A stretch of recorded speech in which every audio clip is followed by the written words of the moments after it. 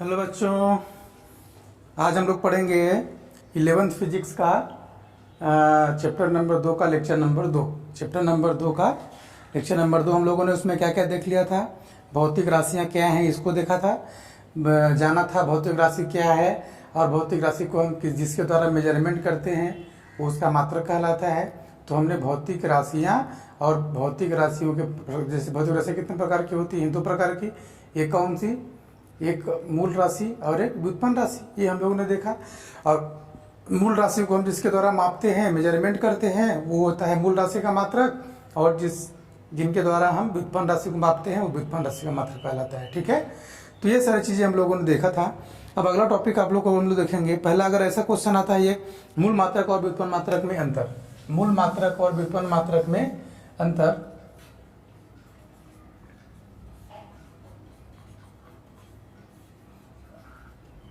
एवं व्युत्पन्न मात्रक में अंतर, पहला। दूसरा चीज हम लोग देखेंगे, टॉपिक लिख रहे हैं बच्चों, फिर हम लोग इसको समझेंगे। मात्रकों की पद्धतियां,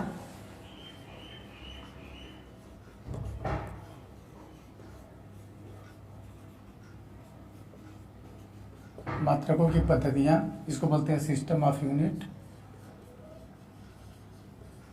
सिस्टम ऑफ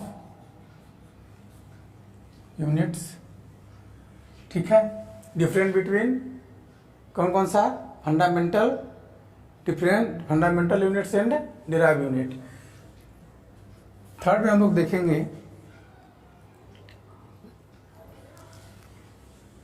इसी के अंतर्गत आएगा एसआई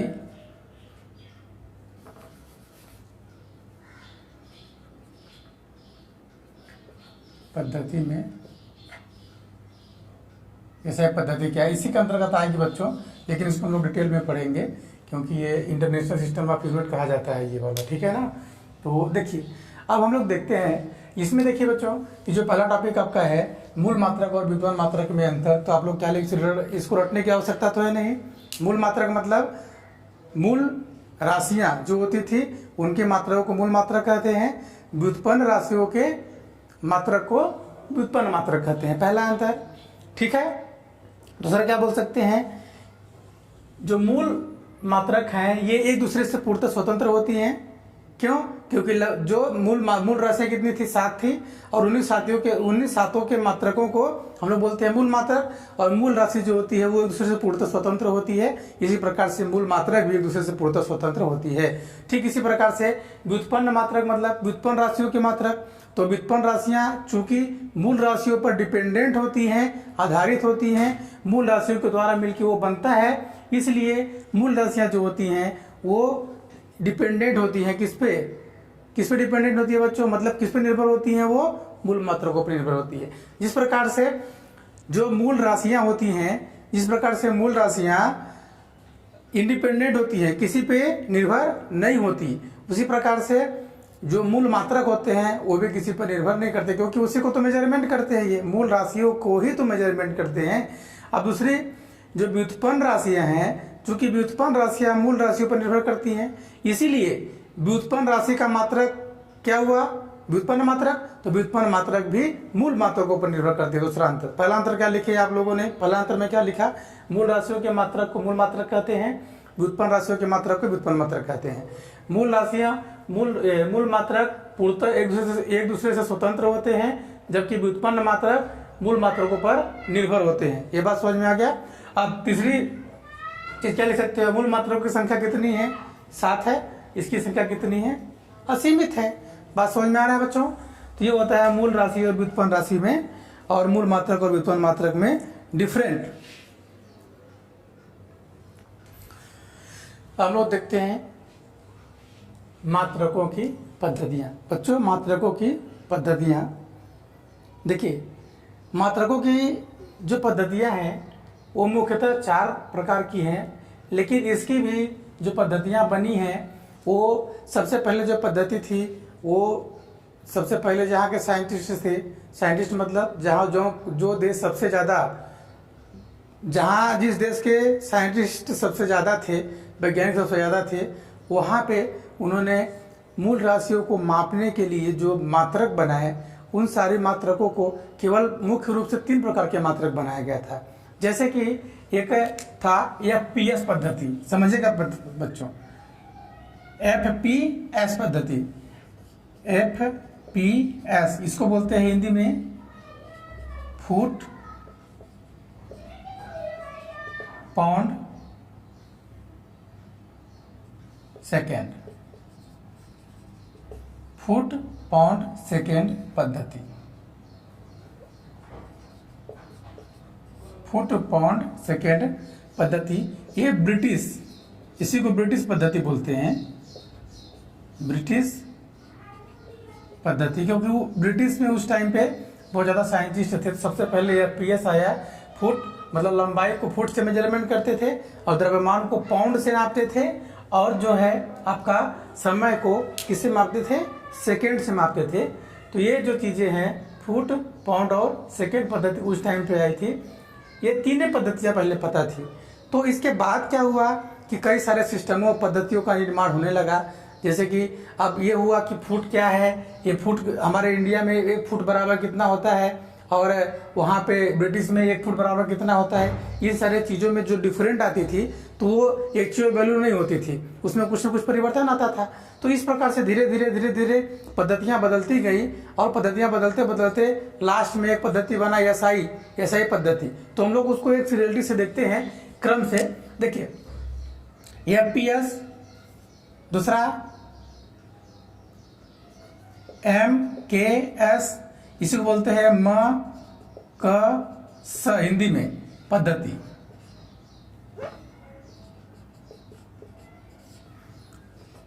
CGS SGS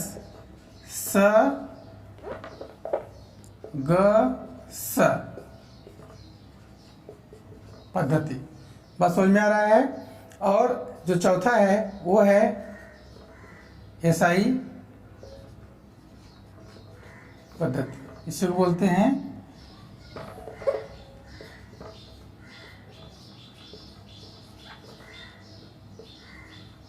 इंटरनेशनल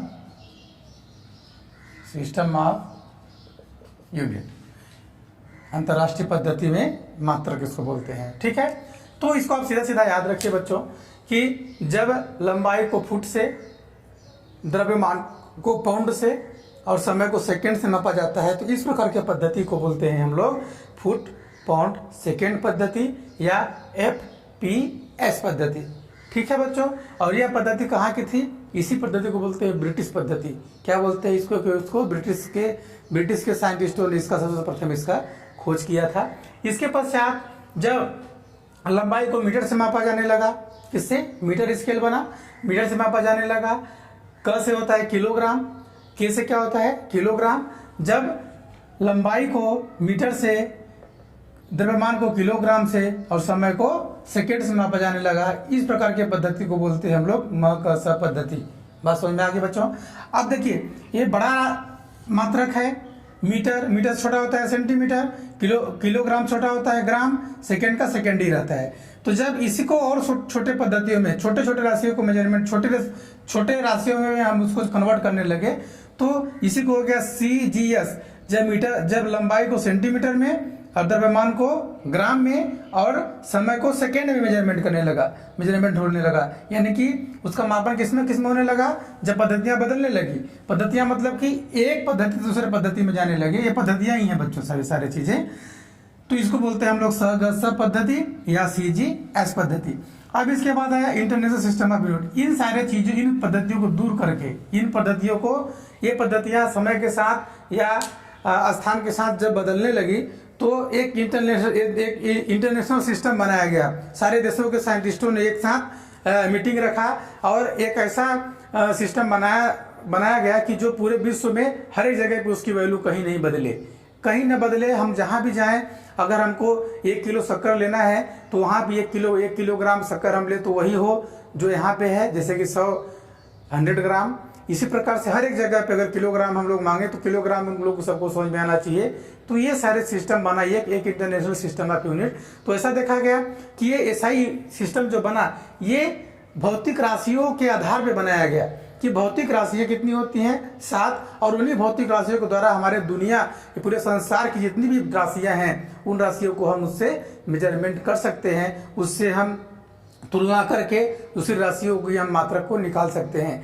तो समझ में आ रहा है बच्चों ना कि जैसे कि हमारे पूरे संसार में जितने प्रकार की राशियां हैं जिनको हम मेजरमेंट कर सकते हैं और किनको हम मेजरमेंट नहीं कर सकते हैं। हाँ बच्चों, हम आप लोगों से पूछे थे कि भौतिक राशियां वो राशियां होती हैं जो कि जिनका हम मापन कर सकते हैं। तो क्या कोई ऐसी राशि है जिसका मापन हम नहीं कर सकते? ये मैंने आप लोगों से पूछा था। तो क्या है, ऐसी कौन सी राशियाँ हैं जिसका हम मापन नहीं कर सकते हैं? पता है आप लोगों को? तो ऐसी राशियाँ कौन सी राशियाँ हैं जिसका हम मापन नहीं कर सकते? जैसे कि मान लीजिए खुशी, गुस्सा, इन सब चीज़ों को हमारे अंदर कितना खुशी है ये हम मेजरमेंट कैसे करेंगे? ये मेजरमेंट करना संभव नहीं है, तो ये भौतिक राशि नहीं कहलाएगी। मतलब जिन राशियों का हम मापन नहीं कर सकते तो ये भौतिक राशियाँ नहीं कही जाती हैं। जैसे खुशी हो गया, गुस्सा हो गया, ये सारी चीज़ें हो गई। ठीक है बच्चों, तो भौतिक राशियों का जिसका हम मापन करते हैं भौतिकी में, तो भौतिकी के अंतर्गत जिन राशियों का हम मापन कर सकते हैं वो राशियाँ मूलतः 7 प्रकार की होती हैं और 2 होती हैं पूरक मात्रक। पूरक मात्रक उन लोगों को इसलिए बोला गया क्योंकि जब 7 पद्धतियाँ को रिसर्च किया गया, खोजा गया, तो पूरे संसार में 7 प्रकार की राशियाँ ही मिली प्रारंभ में कि हम इन राशियों के द्वारा हम सारी चीज़ों को मेजरमेंट मतलब मापन कर सकते हैं। लेकिन बाद में 2 पूरक मात्रक भी आए, उसको हम लोग भी पढ़ेंगे कि वो किस प्रकार से उसका मेजरमेंट हम लोग करना सीखा।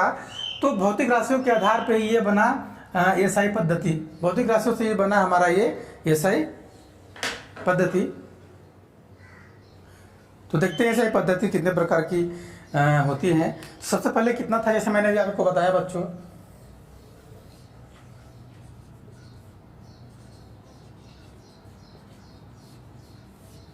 इसी को बोलते हैं SI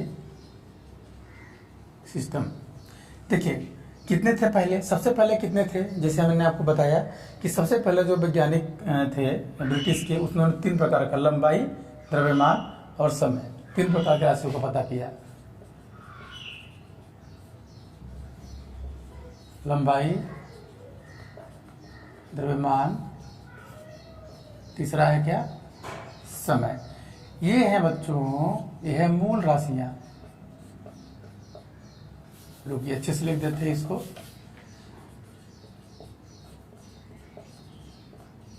मूल राशियां,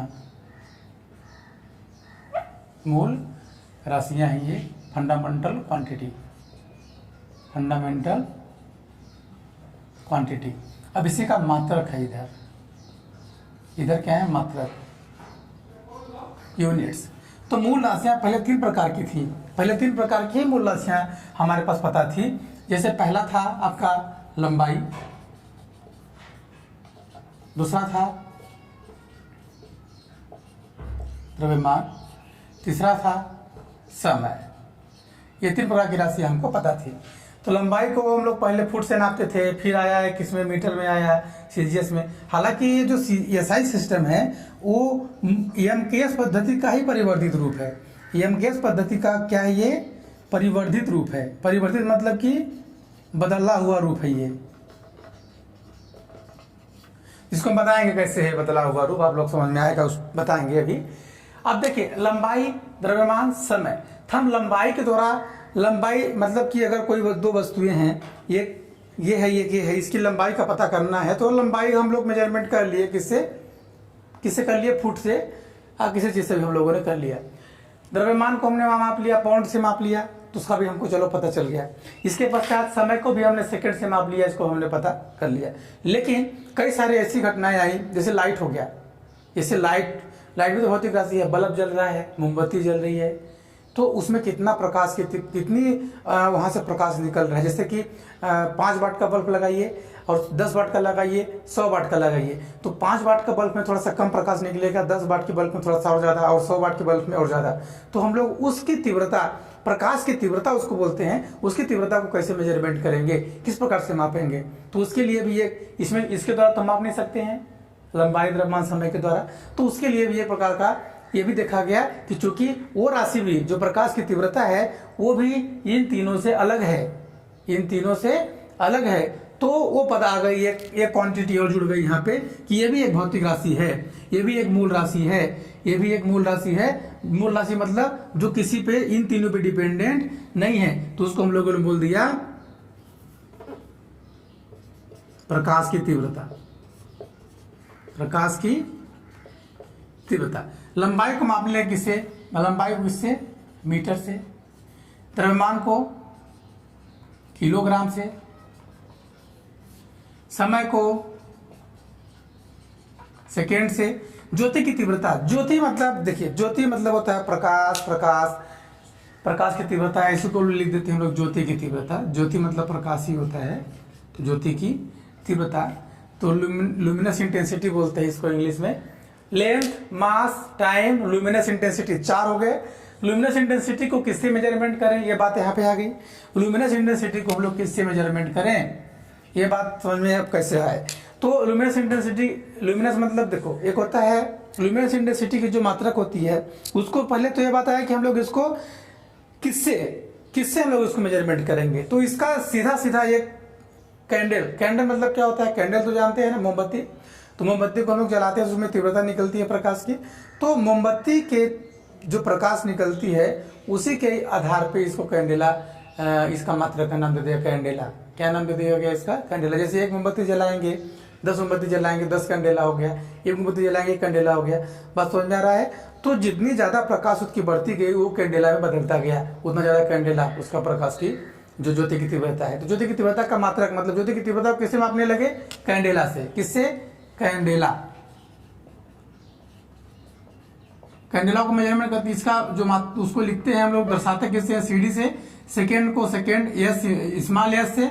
किलोग्राम को केजी, स्मॉल रहेगा दोनों, मीटर को स्मॉल एम। बात समझ में आ रहा है बच्चों? अभी हम बताएंगे और आगे इसमें से जानकारियां आपको बहुत सारी मिलेंगी। अब देखिए, अब ये हो गया आपका 4 मूल राशियां आ गई। अब यहाँ पे आया ऐसा कि लंबाई हो गया, द्रव्यमान हो गया, समय, ज्योति की तीव्रता। अब आया विद्युत धारा। विद्युत धारा मतलब कि जैसे लाइट जलती है तो कैसे जलती है, किसके द्वारा जलती है? फैन चलता है तो कैसे चलता है? तो उसके लिए भी एक साइंटिस्ट एम्पियर आए, और एम्पियर ने यह बताया कि जब इलेक्ट्रॉन तारों में गमन करते हैं, तारों के एक चालक में, तारा मतलब चालक में जब मूव करते हैं तो वहां से करंट फ्लो होता है, और उसको कितना करंट फ्लो हो रहा है उस तार में, उसको कैसे मेजरमेंट करेंगे? उसको तो हम इन चारों से मेजरमेंट नहीं कर सकते, इन चारों के द्वारा हम उसको मापन नहीं कर सकते। तो वहां पे आया ये विद्युत धारा। क्या आया? ये विद्युत धारा। इसका मापन करने के लिए, चूंकि विद्युत धारा का मेजरमेंट किसने किया था? एम्पियर ने बताया, तो उसका मात्रक ले लिए, क्या है यहाँ पे? एम्पियर। बच्चों आप यहाँ पे ध्यान देंगे कि ये जो मात्रक हम लोगों ने सिंबल प्रतीक कर रहे हैं, ये प्रतीक लिखने का भी एक तरीका है। हमेशा मात्रकों को स्मॉल लेटर में लिखा जाता है, दोनों, उसका पहला लेटर भी कैपिटल नहीं रहेगा। कैपिटल कब रहेगा? जब उसका किसी वैज्ञानिक के नाम पे अगर उसको रखा गया है, उसका मात्रकों का सिंबल प्रतीक को इस प्रकार से रखा गया है कि वो वैज्ञानिक का नाम है, तो उसको कैपिटल लेटर में लिखेंगे। जैसे कि विद्युत धारा का मापन किसने किया? एम्पियर ने, तो हम कैपिटल से डिनोट करेंगे इसको। ठीक है। बाकी देखिए सारे जो भी है सब स्मॉल में है, पहला और दूसरा लेटर भी स्मॉल में होता है। अक्सर हम लोग जब नाम लिखते हैं किसी का या कुछ और लिखते हैं तो पहला जो इंग्लिश का वर्ड होता है वो कैपिटल होता है, लेकिन याद रखिएगा मात्रकों को लिखने के लिए हमेशा स्मॉल लेटर होता है, याद रखेंगे। बस कैपिटल कब होगा? जब किसी वैज्ञानिक के नाम पे उसका मात्रक आता है। जैसे एम्पियर ने उसको खोजा, और केल्विन अभी दिखाया, आगे बताते हैं। 5 हो गया। 6वां नंबर देखिए, इसी प्रकार से 6वां नंबर में आ गया, ये तो हो गया। अब ये देखा गया कि कोई पदार्थ है, जैसे मान लीजिए इतना बड़ा धातु का गोला है, ठीक ना, इतना दो धातु के गोले हैं, एक गर्म है, उसको ऊष्मा उसके अंदर है, एक ठंडा है। तो हम देख रहे हैं कि दोनों पदार्थ एक ही बराबर हैं, द्रव्यमान एक ही है, लेकिन इसको हम लोग टच कर रहे हैं तो ठंडा लग रहा है, और इसको कर रहे हैं तो गर्म लग रहा है। तो हम इसका मेजरमेंट कैसे करेंगे? ये भी तो एक प्रकार की राशि हो गई जिसको हम मापना जानते हैं, कि मापना चाहते हैं, किस प्रकार से मापेंगे उसको। तो उसका मापन के लिए भी वो भी देख रहे हैं हम कि क्योंकि वो टेम्परेचर हो गया, उसका मेजरमेंट हम कैसे करेंगे? तो इन 5 के द्वारा हम उसका मेजरमेंट कर ही नहीं सकते, क्योंकि वो इनसे भी अलग है। तो भी मूल राशियों के अंतर्गत लिख दिया गया, इसको बोलते हैं हम लोग ताप। चूंकि ताप का मेजरमेंट करने के लिए एक साइंटिस्ट केल्विन थे, तो केल्विन ने इसका मेजरमेंट करने का यूनिट बनाया, तो इसको लिखते हैं हम लोग केल्विन। क्या लिखते हैं इसको? केल्विन। चूंकि केल्विन एक साइंटिस्ट का नाम है, तो हम लोग यहाँ पे कैपिटल के से डिनोट करेंगे, प्रतीक उसका क्या हो जाएगा? कैपिटल के। अब 7वां नंबर जो है, ये पता आ गया बात अलग। एक और भौतिक राशि का देखते हैं कि पदार्थ की मात्रा। पदार्थ की मात्रा, जैसे लोहा है, लोहे कई सारे कणों से मिलकर बना है, पत्थर है कई सारे कणों से मिलकर बना है, प्लास्टिक है कई सारे कणों से मिलकर बना है। तो पदार्थ की मात्रा जो है, कितने पदार्थों से मिलकर कोई भी वस्तु बनी है, तो उसको हम कैसे मेजरमेंट करेंगे? वो भी एक अलग चीज हो गई कि हमको तो पता है कि पूरी दुनिया पदार्थ से मिलकर बना है, भाई पदार्थ और ऊष्मा। जैसे कि पूरी दुनिया किससे मिलकर बनी है, हम जानते हैं कि एक तो मैटर है, मैटर और एनर्जी, ऊष्मा, ऊर्जा और पदार्थ की मात्रा, इन्हीं चीजों से मिलकर हमारी पूरी दुनिया बनी है, ठीक है ना। तो ऊर्जा के कई सारे रूप होते हैं, उसको हम लोग आगे पढ़ेंगे, फिलहाल अभी हम लोग यहाँ पे देखते हैं। तो ये जो है आपका 7वां नंबर क्या आ गया? पदार्थ की मात्रा। ये भी इन 3 क्षयों से अलग है। पदार्थ की मात्रा, इसको किसे डिनोट करते हैं? मोल से। किससे डिनोट करते हैं इसको? मोल। सब रहेगा ये हो जाती स्मॉल, ठीक है। ये हो गए आपके 7 मूल राशियां, और इसको जिससे हम मेजरमेंट करते हैं, जिससे हम इसको मापते हैं, उसके मात्रक। और ये प्रतीक हैं। प्रतीक मतलब मीटर को हम दर्शाएंगे, भाई किलोमीटर जिससे दर्शाते हो प्रतीक कहलाता है, सिंबल।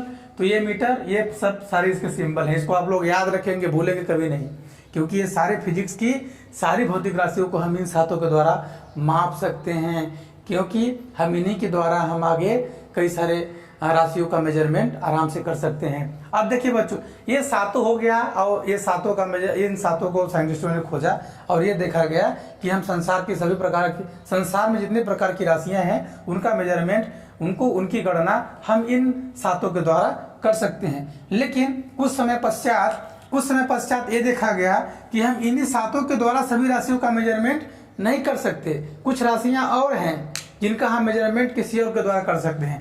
तो ये है मूल राशि। फिर आया पूरक राशि। देखिए बच्चों, यहां पे आप समझेंगे, मूल राशि तो ये हो गई। पूरक राशि इसका नाम इसलिए इसको बोलते हैं हम लोग क्या? Supplementary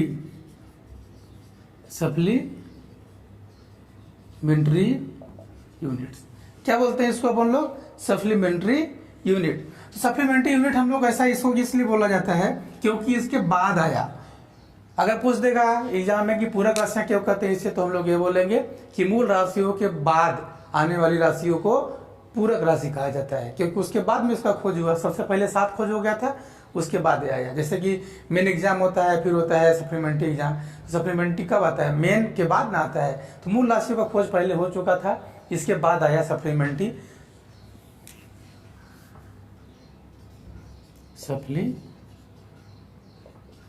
unit. अब देखिए, इसमें से पहला है कोण, दूसरा है घन कोण। बात समझ में आ रहा है? इसको बोलते हैं एंगल, इसको बोलते हैं सॉलिड एंगल। एंगल को नापते हैं हम लोग रेडियन से, इसको मापते हैं स्टेरेडियन से। रेडियन और स्टेरेडियन, ठीक है बच्चों। स्टेरेडियन को हम लोग डिनोट करते हैं स्मॉल एस और आर। बड़ा अक्षर में लिख दें, रेडियन स्टेरेडियन, ठीक है। तो ये हो गया आपके कोण और घन कोण। कोण क्या होता है? कोण के लिए देखा गया, उन्होंने बताया कि जो एंगल होता है, जैसे मान लीजिए कि ये सर्किल है, और सर्किल में देखा गया कि ये रेडियस है और ये आपका आर्क है। ये भी क्या है? आर्क, मतलब इसको बोलते हैं चाप, और इसको बोलते हैं क्या? त्रिज्या। तो अगर चाप देखें हम लोग कि 2 रेखाओं के बीच जो स्थान होता है, इसके बीच की जो डिस्टेंस होती है, इसको हम किससे मेजरमेंट करेंगे? सर्किल में। समझ में आ रहा है बात? तो ये भी इसकी लेंथ ये हो गई, इसकी लेंथ ये हो गई। तो इसको देखा गया कि चूंकि theta angle equal to, angle को मापने के लिए क्या किया गया? एंगल मतलब कोण बराबर चाप बटे त्रिज्या। तो अगर चाप, अगर एक मीटर या सेंटीमीटर चाप कर दें और 1 मीटर त्रिज्या, मतलब समान त्रिज्या के लंबाई के बराबर यदि चाप हो तो उसके द्वारा जो एंगल बनता है, इस चाप के द्वारा जो एंगल बनता है उसे हम लोग बोलते हैं कोण। क्या? कोण। ठीक है ना। 1 रेडियन, अगर 1 रेडियन पूछा जाए, रुकिए बच्चों में इसको मिटा देते हैं इधर का।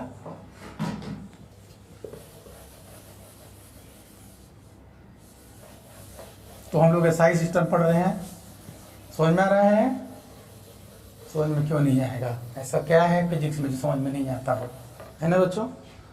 ठीक है, चलिए अब यहाँ पे देखते हैं हम लोग। ये हो गया कोण। तो 1 रेडियन, कोण को किससे मापते हैं? रेडियन से। तो हम लोग 1 रेडियन अगर लिखें इक्वल टू, तो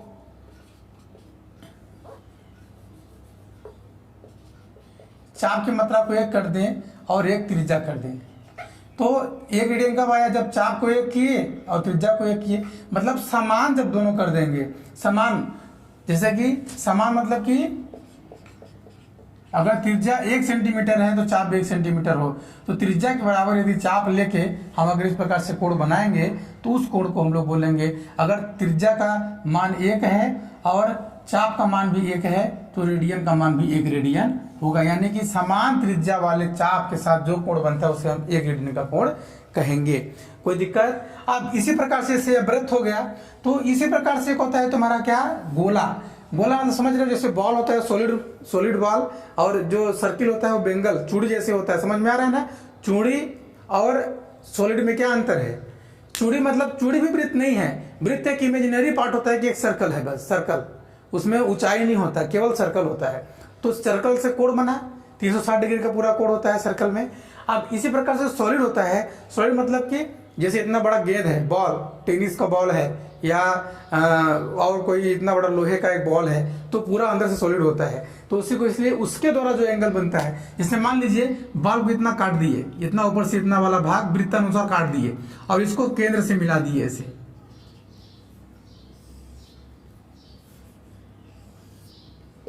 तो इसकी त्रिज्या ये होगी और इसका क्षेत्रफल क्या होगा? ds। ds मतलब पूरा क्षेत्रफल क्या है? गोले का क्षेत्रफल तो होता है ना यस, छोटे का छोटा क्षेत्रफल क्या है? ds। ठीक है। तो ये जो ये एंगल बना, ये एंगल जो चारों तरफ से होगा, अगर इसको हम लोग काट के निकालेंगे तो क्या बनेगा? एक कोण बनेगा, शंकु आकार का बनेगा चारों तरफ से इस प्रकार से। तो चूंकि ये सॉलिड है पूरा, तो इसको बोलते हैं हम लोग सॉलिड एंगल, और सॉलिड एंगल को दर्शाते हैं किससे? ओमेगा से। तो ओमेगा बराबर हो जाएगा कितना? ds/r²। यहाँ पे त्रिज्या का स्क्वायर होता है क्योंकि ये एरिया है, तो त्रिज्या क्षेत्रफल अपान त्रिज्या का स्क्वायर। ये इसको मापते हैं हम लोग किससे? रेडियन से। ये होता है सॉलिड एंगल। ये बाद में आया था, बाद में ऐसा शोध हुआ कि हम लोग कोण को इससे मापेंगे और सॉलिड घन कोण को हम लोग मापने का, इसमें तो कोई सिस्टम है नहीं, तो अलग से बनाया गया कोण और घन कोण, इसलिए इसको बोलते हैं सप्लीमेंट्री यूनिट। ये बात आपको समझ में आ गई बच्चों? ठीक है, ठीक है। और कुछ चीजें हैं जिनको आपको जानकारी रखना बहुत जरूरी है, और इसमें से जानकारी मैंने आपको पहले मोस्ट इंपोर्टेंट जानकारी आपको जरूरी है जानना, जिससे बहुत सारे बच्चे इसको मिस कर देते हैं, कि कोई भी भौतिक राशियों को हम स्मॉल लेटर से लिखेंगे सारे। अगर वैज्ञानिक के नाम के आधार पर मात्रकों को लिया गया है तो कैपिटल लेटर से लिखेंगे। ठीक है, 2 चीजें हो गई। मूल राशियों के मात्रकों को लिखने के पश्चात हम लोग खड़ी लाइन या फुल स्टॉप नहीं लगाएंगे। जैसे हम लोग यहाँ पे केजी लिख दे तो यहाँ पे ऐसे डॉट या खड़ी लाइन नहीं लगाएंगे, गलत हो गया। जैसे हम लोग लिख दे 10 केजी बस, यहाँ पे डॉट नहीं लगेगा, ये केवल 10 केजी पूरा ऐसे ही रहेगा, बगल में डॉट या खड़ी लाइन नहीं लगाते हैं। ये सारी चीजों को आप लोग ध्यान देंगे। ठीक है, ठीक। ये चीज आपका हो गया मूल राशियां और उसके मात्रक। ठीक है ना, ये आपसे याद होना चाहिए, कल पूछेंगे। अब बोलो कैसे पूछेंगे सर? हैं? आप लोगों के ऊपर छोड़ दिया हूं, भरोसा है, आप अच्छे से पढ़ाई करिए, ये सारी चीजें आपसे बननी चाहिए। अब हम लोग आगे देखते हैं।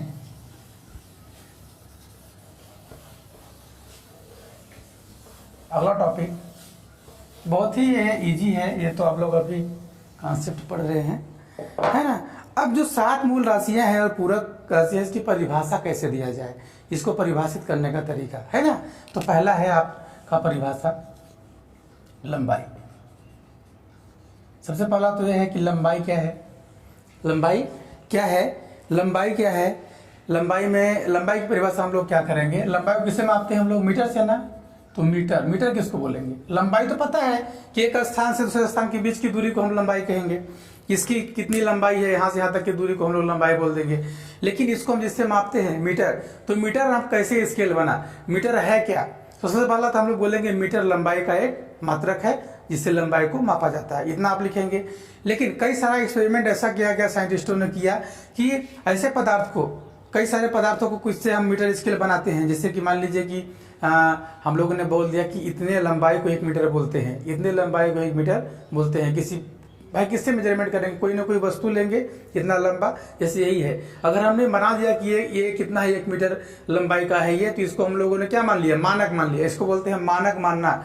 मानक मतलब होता है एक स्टैंडर्ड बना देना। स्टैंडर्ड को ही, एक स्टैंडर्ड अगर बन जाता है, सातों राशियों का स्टैंडर्ड क्या था, ये सारा चीजें थी, मीटर और किलोग्राम, सेकेंड, ये सब स्टैंडर्ड है। तो स्टैंडर्ड पहले बनाया जाता है कि मीटर हम लोग ले तो किसको लें, तब ना उसके द्वारा हम किसी की तुलना करेंगे। अगर मानक बना दिया गया तो उसके द्वारा हम तुलना करके यह बता सकते हैं कि ये इतनी लंबा है इससे। तो पहले हम लोग मानक बनाते हैं। जैसे कि मैंने आपको फर्स्ट लेक्चर में बताया था कि मानक यानी कि जो मात्रक होता है वो तुलनात्मक होता है। एक्चुअल में जो होता है भौतिक राशियां मेजरमेंट जो होती है वो तुलना होती है। तुलना किससे करेंगे, सबसे पहली बात तो यही पे आ जाती है कि तुलना हम करें तो किससे करें। तो मीटर बनाया गया और मीटर ऐसे पदार्थ का बनाया गया, जैसे मान लीजिए हमने इसी को बता रहे हैं, उसमें देखा गया कि अगर किसी पदार्थ से हम लोग मीटर नापना बनाते हैं तो अगर उस पदार्थ को पहले हम लोग गति कराते हैं। ये पता है कि प्रत्येक पदार्थ को जब हम गति कराते हैं या मोशन में लाते हैं उसको, तो उसकी लेंथ बढ़ जाती है, उसकी लेंथ बढ़ जाती है, और उसकी गति को कम करते हैं तो लेंथ उसकी कम हो जाती है। जैसे मान लो हमने इतना बड़ा रबर को मान लिया कि 1 मीटर है, अगर इसको हमने तेजी से घुमाया तो इसकी लंबाई बढ़ गई, तो कैसे मानेंगे कि 1 मीटर इतना बड़ा होता है। यानी कि वो कुछ समय पश्चात, गति करने के पश्चात या लॉन्ग टाइम रखने के पश्चात उसकी क्या हो जाएगी, टेम्परेचर मिलेगा तभी फैल जाएगा। तो स्टैंडर्ड मानक हम उसको नहीं मान सकते, क्यों, क्योंकि समय के साथ ये क्या कर रहा है, अपनी लंबाई को बदल रहा है। तो ऐसी कोई राशि हम लोग लें जो कि समय के साथ और गति के साथ अपनी जो लंबाई है उसको न बदले, अपनी गति को या और अपनी लंबाई को कभी भी न बदले। तो ऐसा एक चीज होता है जो है लाइट। तो लाइट है, प्रकाश है, प्रकाश निर्वात में गमन कराते हैं, तो उसकी जो निर्वात में गमन होती है वो स्पीड पर निर्भर नहीं करती, वो स्पीड पर निर्भर नहीं करती। इसलिए मीटर जो होता है वो लंबाई से उसका तुलना करके उसको बना दिया गया। ये सारे आपके बुक में लिखा गया, थोड़ा डिफिकल्ट लगता है, इतना भाग, इतना ये चीज़, तो इसको आप लोग थोड़ा सा ध्यान देंगे।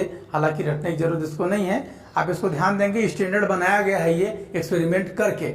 इसलिए तो देखिए प्रकाश द्वारा 29,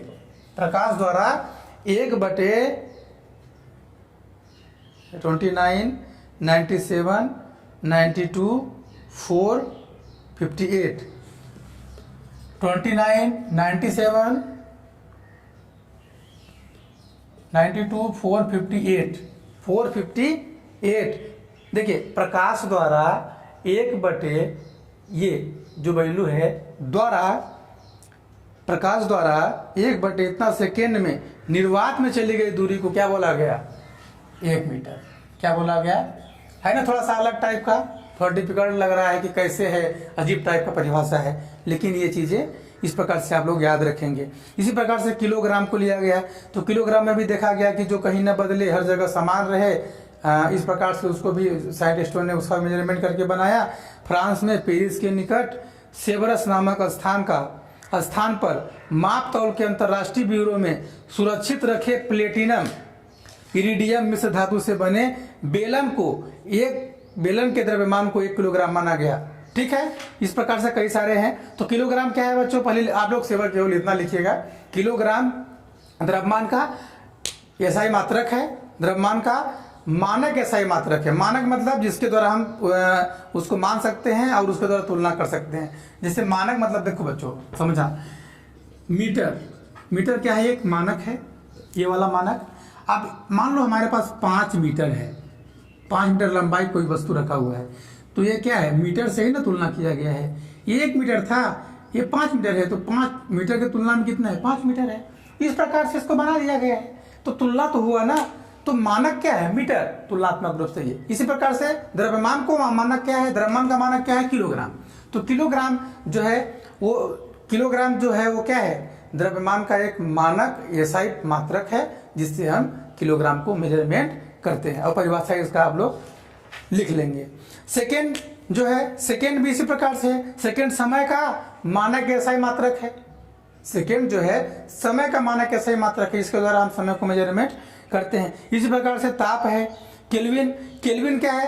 ताप का मानक एसआई मात्रक है। ताप का मानक एसआई मात्रक है, ठीक है। अब इसको केल्विन को कैसे इसका परिभाषा दिया गया? जल के त्रिक बिंदु मतलब एक ऐसा टेम्परेचर होता है जहां पे पदार्थ कितनी अवस्थाएं माना गया है? 3 अवस्थाएं, ठोस, द्रव और गैस।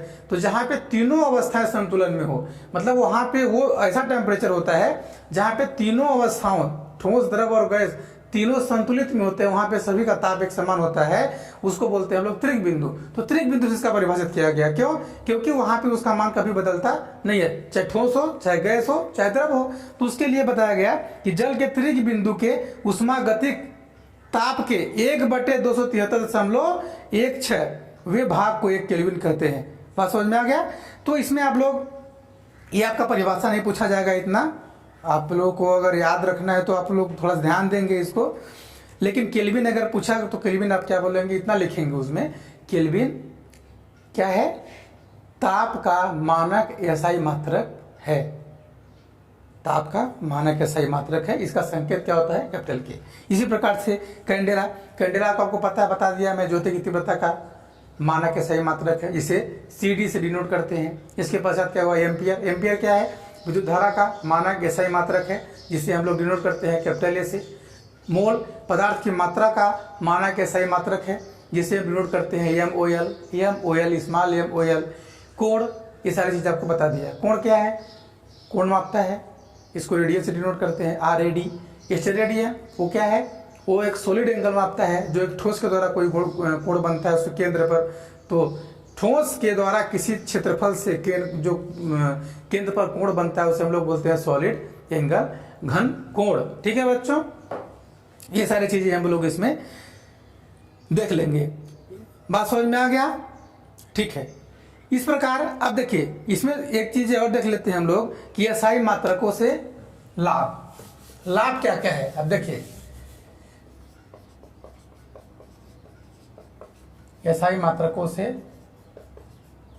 लाभ, एसआई मात्रकों से लाभ, एडवांटेज ऑफ एसआई यूनिट।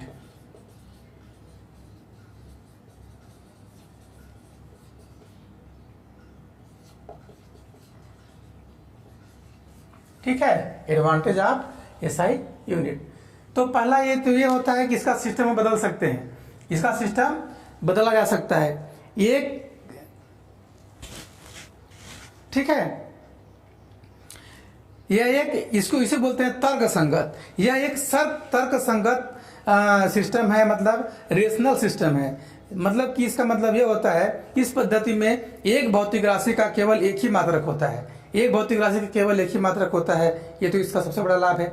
मतलब कि अगर मान लो टेम्परेचर है तो उसका मात्रक केवल केल्विन है, तो केल्विन ही रहेगा हर जगह पे, इसलिए इसको बोलते हैं तर्क संगत। तर्क संगत मतलब युक्ति युक्त उसी को बोला जाता है, इसी को बोलते हैं रेशनल। यह एक रेशनल सिस्टम है। क्यों? क्योंकि इसका हर एक जगह पे एक भौतिक राशि का मात्रक केवल एक ठो होता है, कई सारे नहीं होते हैं। ठीक है बच्चों, ठीक है ना। देखिए पहले क्या था, अब यहाँ पे हमें आपको समझाते हैं कि एमकेएस पद्धति को मैंने आपको बताया था कि एमकेएस पद्धति जो था, एमकेएस पद्धति इसी का परिवर्तित रूप था एसआई पद्धति। तो ऐसा क्या हुआ, एमकेएस पद्धति जो था म-क-स पद्धति,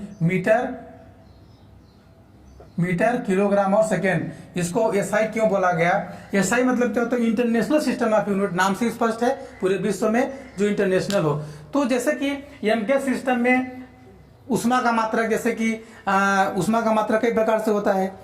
किस प्रकार से? जैसे कि देखिए, यांत्रिक ऊर्जा का मात्रक जूल होता है, उष्मा का मात्रक कहीं कहीं कैलोरी लेते हैं, विद्युत ऊर्जा का मात्रक हम लोग वाट में लेते हैं। यानी कि वह ऊर्जा ही, यांत्रिक ऊर्जा जूल में हो गया, कैलोरी में माप रहे हैं एनर्जी को, और उसी ऊर्जा को अगर हम लोग विद्युत ऊर्जा में बदल देते हैं तो वाट से मापते हैं। तो ये सारी चीजें एमकेएस पद्धति में होती थी। अलग अलग प्रकार की ऊर्जाओं को हालांकि ऊर्जा तो सब है, एक ही भौतिक राशि न हुआ, लेकिन उसका मात्रक अलग अलग होता था। जूल, कैलोरी, ये सारी चीज़ें होती थी, वाट होता था।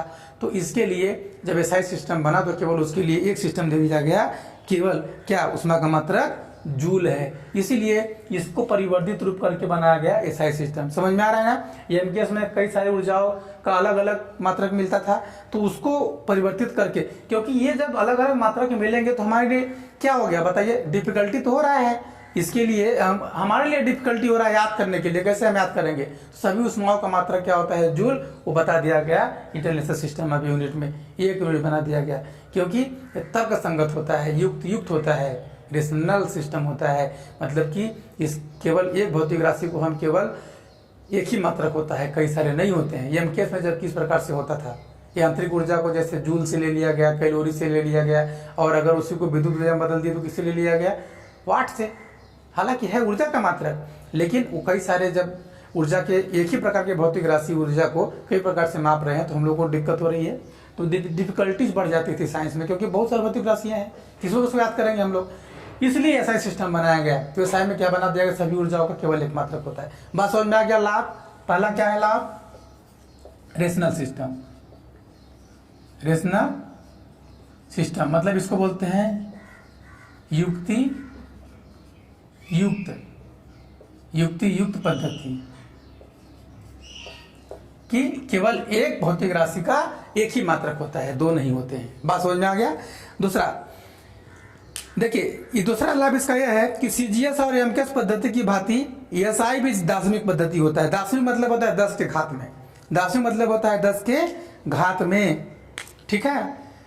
तो ऐसा हम लोग लिख सकते हैं, जैसे कि ये बोल दिया जाए कि 1000 सेंटीमीटर बराबर 1 मीटर, 100 सेंटीमीटर बराबर 1 मीटर, सॉरी। तो 100 सेंटीमीटर सीजीएस है और एमकेएस है, और इसी को एसआई सिस्टम भी बोलते हैं। तो अगर हम लोग 1 मीटर है, इसको सेंटीमीटर में बदल देंगे, 10 की घात कितना हो जाएगा, 2 सेंटीमीटर। बात समझ में आ रहा है। तो दार्शनिक पद्धति हुआ कि नहीं हुआ।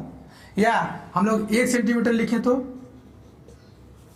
देखिए यहाँ से देखिए 1 सेंटीमीटर बराबर 1/100 मीटर, तो क्या हो गया ये 10 की घात -2। तो ये होता है दार्शनिक पद्धति, 10 के घात में बदलना।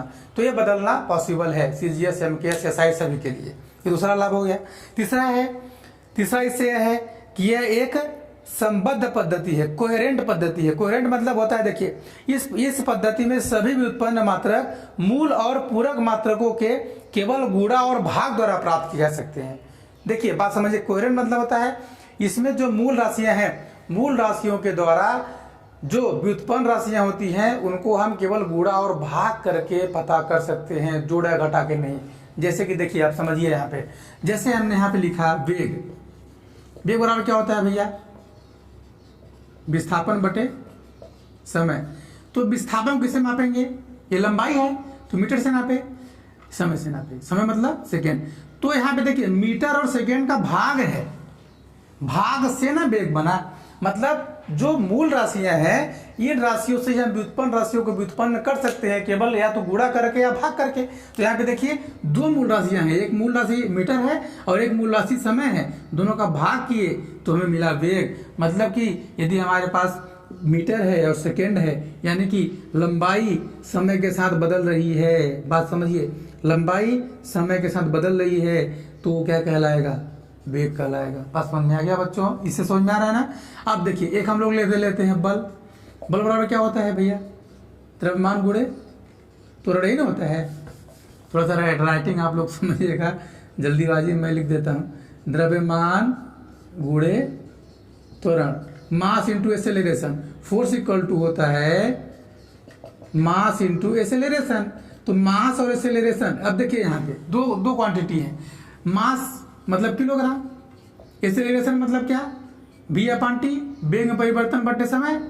तो वेग परिवर्तन को कुछ गुणा से किए और भाग से। तो देखिए गुणा भी हो रहा है, गुणा से निकल रहा है और भाग से निकल रहा है। एक चीज और लेते हैं, देखिए कार्य बराबर होता है बल गुणे विस्थापन। तो बल का मतलब हो गया न्यूटन, और न्यूटन में ही गुणा हुआ है विस्थापन मतलब मीटर का, तो गुणा से मिला इसको। तो यानी गुणा और भाग से हम व्युत्पन्न राशियों को के मात्रक को हम निकाल सकते हैं। यह बहुत आसान है, इसके द्वारा भी हम लोग निकाल रहे हैं। बात समझ में आ गया। ये इसके लाभ है बच्चों, बात समझ में आ गया।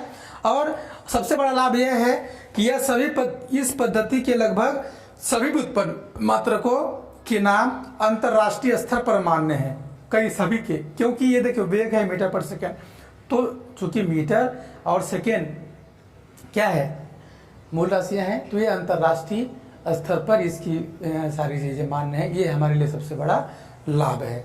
बात समझ में आ गया बच्चों कि नहीं आया? ये सारी चीज़ें हैं आपके मूल राशि और व्युत्पन्न राशियों के मात्रक एसआई सिस्टम। अब जहाँ पे आपको समझ में नहीं आए आप हमें कमेंट करें, प्लीज़ बताएं, और हमारा चैनल सब्सक्राइब करें, ठीक है, और शेयर करें, लाइक करें, कमेंट करें। धन्यवाद बच्चों।